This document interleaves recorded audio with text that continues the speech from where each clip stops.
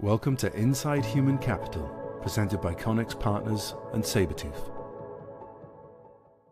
Hi, and welcome to the CSuite Edge Inside Human Capital. I'm your host, John Light. I'm the CEO and founder of Sabretooth Recruiting, and today I'm very fortunate to have Rick Hellinga with me. Rick is a, decades-long veteran in health and safety and loss prevention and industry, and I'm really excited to have you on the show, Rick. Thanks so much for joining. Thanks for having me, John. I'm honored to be on. Yeah, so let's talk for a few minutes and maybe get started from the perspective of learning a little bit more about you and your career, because it's long and storied. I know you've done a lot, had your fingers in a lot of pies. What can you share with us? I always get a little bit embarrassed because I hear myself use these words decades, and it makes me feel a lot older than I think I am.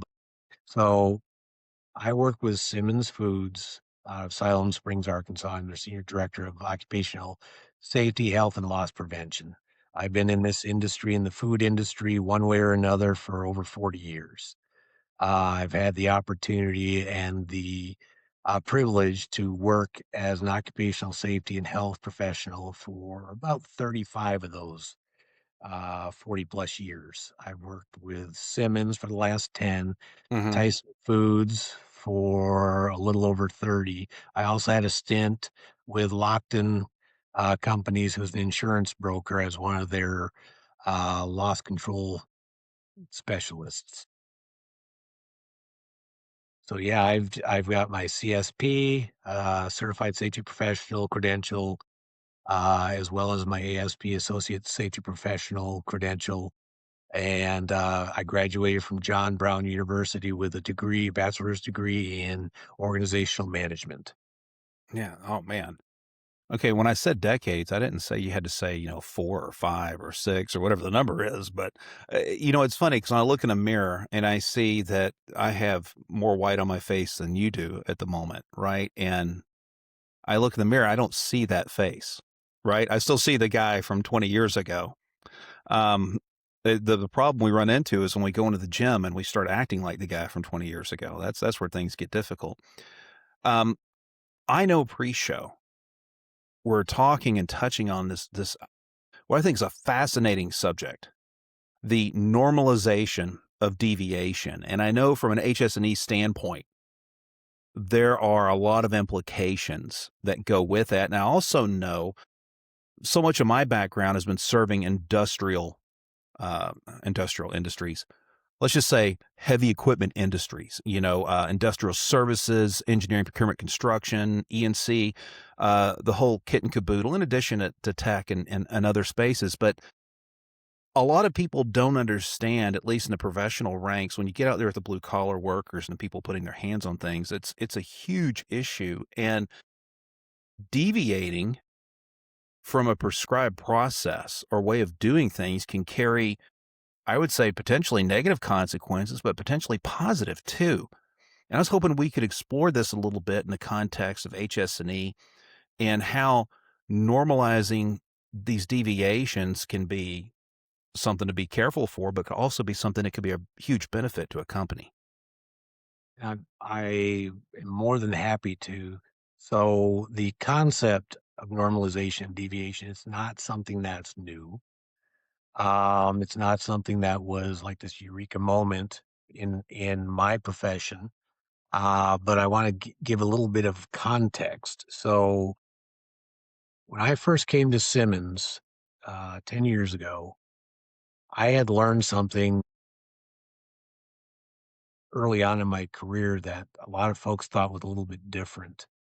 And a lot of folks, quite frankly, challenged me on quite a bit. And that was, uh, is safety a priority? Hmm. Should safety be a priority? And for a long, long time, I was brought up that way when I worked in operations, working with different clients in my career. Everybody always said, safety is priority one, safety first. And there was a lot of momentum, a lot of success looking at occupational safety and health in that vein. But as industry, and in our industry in particular, we began to have a level of performance that we wanted to continue to move towards, and Mhm. that is a zero incident, um, I guess, workplace. I started challenging myself with, so what do we need to do different? Because what got us to this point is not going to get us to where we go. And I Mhm. had the opportunity to work with a company who I look up to a lot, and had the opportunity to work with a safety mentor who said, "You know what, Rick? That safety culture is not a separate part of an organizational culture. There is no separation, and if there is, then you need to look at the direction you're going." And asked him to explain it to me, and I said, "So you're saying that the top of the house, the top of the organization creates a culture?" And he said, "Exactly." And I Mhm. said, "So from hearing you explain this, then that culture that was developed by the top of the house then drives behavior on the front line." And he said, "That is exactly right. And unless you view working the right way in that manner, you're going to have some challenges. You'll start to plateau and it'll be very difficult." All that is a backdrop to something that happened very recently. I've been fortunate to work in a company that really views working safely as how we really want to do things, without exception. So I was asked to go out because we're at a level of performance that we are continuing to get very good at, and that is taking care of our folks and producing quality product and doing it very efficiently. But we started the year off with some hiccups. And because we're at such a very low level of injury rates and illness rates, it caused a big blip on our curves and on our metrics, our KPIs, and people were like raising their eyebrows. So we went out to locations and started looking around. So we walked out into the locations themselves and started looking around. And what I saw was a little bit confusing to me. And I say that with all due respect to all the folks I work with. There were some things I thought to myself, this is not how we are supposed to be doing things. And so that night, I went back to my room and, as any good safety geek does, ponders these things. And I just pulled up my smartphone and started scrolling through LinkedIn. And I came upon an article from a gentleman on LinkedIn. His name is Bill Quassa. I believe he's a safety professional out of Missouri, and he had put together a small little post about normalization of deviation. And I'm like, "Oh, I've I've heard that many times before," but I thought, let me refresh. So I read it, and then continued to my mind. That's how it works sometimes. Just continue to evolve that concept. And then I thought, you know what? That's what has happened. So I started to look at what's going on in our company and in our industry, and there's a lot of pressure. And Mhm. this is not dissimilar to any other industry. In today's environment, there's pressure for throughput, output, quality, new systems, ERP being installed, all this other stuff that creates some challenges. And because of all that stuff going on, people have a tendency, it's just human nature, to go ahead and shift and start to focus on some things. And then they move past some things that, quite frankly, were not really the way that they were supposed to happen. But because something negative did not happen at that moment, they said, okay, well, maybe it's not as significant as I thought. Mhm. And over time, those things that they uh, knew were not supposed to be the way that things were done now become routine and part of that new normal. And so that is where I started to look at and try and put together better thoughts and better communication on, folks, let's be on the lookout for that. Mhm. For a really simple example is we wear earplugs and out on the production floor. when you go out there and you see people not wearing their plugs properly, and you see a supervisor walk by that, or another team member walk by that and not say anything to them. Okay, now is that part of the way things are being allowed to be done? When you Mhm. see housekeeping issues, when you see the way that people are interacting with equipment, machinery, in a way that could put them at risk, you have to start asking the question, what's making people accept that as the right way of doing things? And that's where this normalization of deviation concept started to come from. It's interesting, because as you're talking through this, I have started, in my brain, I'm going through all the little things I've seen over the decades, over the years, going to a client's facility, for example. And when you go into a parking lot, it used to be, parking could be rather haphazard.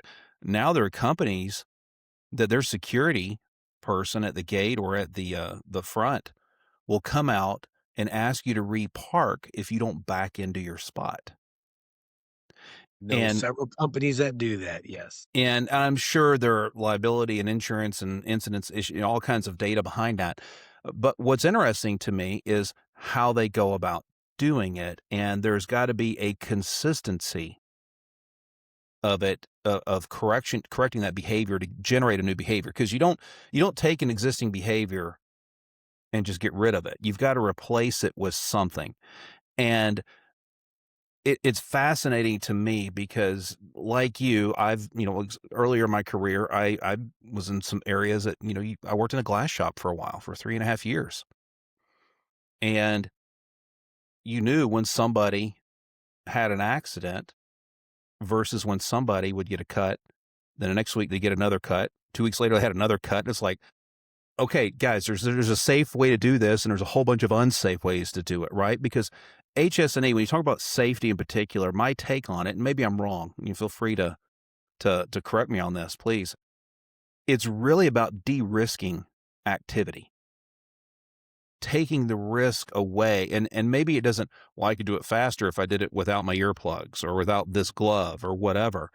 Yeah, but it only takes one incident to change something forever. And Lord willing, it's something minor and it's a cut. You can slap a Band-Aid on it, right? But sometimes it's not. And I've been in places where I've seen it not. Saw a guy back in the 90s get caught an open sleeve jacket on a cold day, get wrapped up in a PTO, and there's no putting that arm back together. And some horrible things happen that people who work white collar in an office, you don't necessarily engage in that. If you're in professional services or, you work in an accounting firm or whatever it might be. And so how have you seen the normalization of deviation impact company culture at large? Because just as much as culture flows from the top, Yep. there's also resistance or acceptance from the bottom. It's not always conducive to being homogenized from top to bottom. Sometimes there will be pushback. And so I'm curious if you've seen that sort of thing, and what were the results, and how, if people see it, when's the best time, and how's the best way to address it? Because that's half the fight right there, is recognizing it and recognizing that something has to be put into place or dealt with. So, and that's actually a great insight and a heck of a question. And one, quite frankly, folks in my profession struggle with a Hmm. lot. So, over the last several years, one of the things that's become painfully obvious in our industry is an older industry, I'll call it, very basic in how we do things and what we do. And a lot of the things we do are based on tribal knowledge, based on that's how we did it back then. So this is how we're going to do it now. And what we struggled with very directly was really articulating what are the expectations. Hmm. And in the HS&E side, what we saw from our quality folks was a much more deliberate and formalized means to say, this is what constitutes good quality. And this is how you're going to get to good quality. So we took a page from their book and said, so how do we do that on the safety and health side? So we have spent a lot of time identifying what truly is the way to work safely. And we had to, at the same time, acknowledge that as a company, not only do we have to produce quality product, not only do we have to produce it safely, but we have to do it efficiently. And by making sure that we address all three of those at once, then that buy-in from the top down and the bottom up is much better. But the key that we've found when it works well, and trust me, this is an ever evolving process, Mhm. is that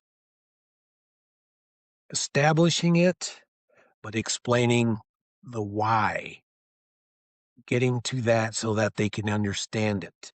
Not Mhm. just that they're listening to it and they're being told you have to do so, but literally explaining why and showing them why and helping them truly understand that. Because if we did not do that, and we've got the folks that work in our company, in our industry, they're a wide uh, group of different folks from different backgrounds, educational attainment, ethnic backgrounds, all kinds of things like that that we have to consider.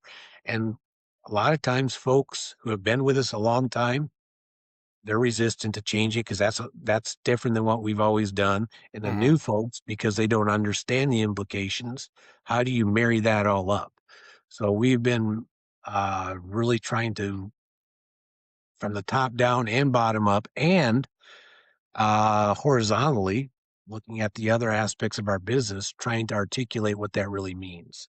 In our company, I do not like taglines, but we developed a tagline basically saying, we will work the right way. And the right way is how we will work. And safety, quality, and efficiency are part of the right way. And unless all three can happen, we're affecting the culture to say work stops until all three can happen. Interesting. Okay. Because if you think about it, a company doesn't want to produce poor quality product and get that Mhm. to the customers. That's going to be very bad. You don't want to make it where you're going to lose money. You Mhm. can't. Likewise, you don't want to make it where people are put at risk and get hurt. Right. And that's it sounds simplistic, but in the day to day with all the stuff going on, it becomes a challenge. But that consistent messaging and making sure we are very prescriptive in defining what good looks like, what the right Mhm. way looks like, that's what we're continuing to work on. I gotta tell you. All right. One of my favorite phrases, use it every day. What does good look like? What's good look like? And you got to follow that pattern. And let's be frank, we see AI popping out everywhere and people, there is a couple podcasts I listen to where these guys are nuts and they're using these new AI models in ways that are cutting edge. And I'm like, I will never expose my personal information, company information, the way these guys are doing it, but they're doing some amazing, fascinating things. But let's be honest, there are only so many ways to pluck a chicken. Okay. And when you look at what you guys are doing at Simmons, and you named Tyson before, you could name others. There's only so many ways to do it. But what you can do, and this is what I like a tremendous amount about what you just said, is instead of focusing on we're just going to be hyper efficient or all we care about is quality or we're a safety first culture, because you and I have all heard it, and you alluded earlier that a lot of companies don't put their money where their mouth is. Their commitment's not that far. But the commitment to say that if any one of those three get deviate, everything stops until we get it back in line with what we know get as good looks like that gets us to the right outcome. And I think that's a heck of a commitment, Rick. I mean, that's to get a whole company to have that mentality. Um, that's not an easy lift. I mean, that's a serious commitment from leadership and from the people on the ground doing the work. I think one of the aspects that really helped that movement and that evolution, and again, it's still continuously evolving, and it's something I challenge my team and myself strategically. How do we keep getting better? Hmm. Um, is that we have a set of key performance indicators, KPIs, that measure each one of those three. And it's not so much a specific number, but what our KPIs highlight are injuries and illnesses, customer complaints, Hmm. downtime, efficiency, throughput, all those things. And we talk about them together from the highest level of the company down to the line level. So folks understand that we teach that in our professional development for our operations management team, all the way up to the senior leadership in our company. Those things are talked about at the same time, whether it's Hmm. an intern who comes in, new team member orientation for the line, all the way up through our leadership development. That is baked into how we are trying to continue this evolution. I think it'd be a heck of a story. I wish we had a couple of hours to dive into it because I bet we could go that long. If our families would let us, or much less our bosses, right? Kind of one of the same, just from different angles. But Rick, if somebody wanted to dive deeper on this topic and talk about normalization of deviation and its impacts, good and bad, because I'm sure there's some really positive ones out there that have crept up over times where finding a deviation in play, there's a great reason for it. Um, but if somebody wanted to dive deeper with you, what's the best way for folks to find you and get in touch? A lot of folks reach out to me via my LinkedIn page. And I will say this. So Rick is the short name that my grandmother gave me because Derrick was too long. It's under Derrick Hellinga. Yeah, she wanted a one syllable word instead of a two syllable word. So that just stuck from the time I was an infant. But Well, she had a Derrick, high level of efficiency. yeah, see, there we go. Started me out young. So Rick Hellinga, man, thanks so much for joining me today. you're welcome. This has been a pleasure. Thank you for listening to Inside Human Capital, presented by Connex Partners and Sabertooth.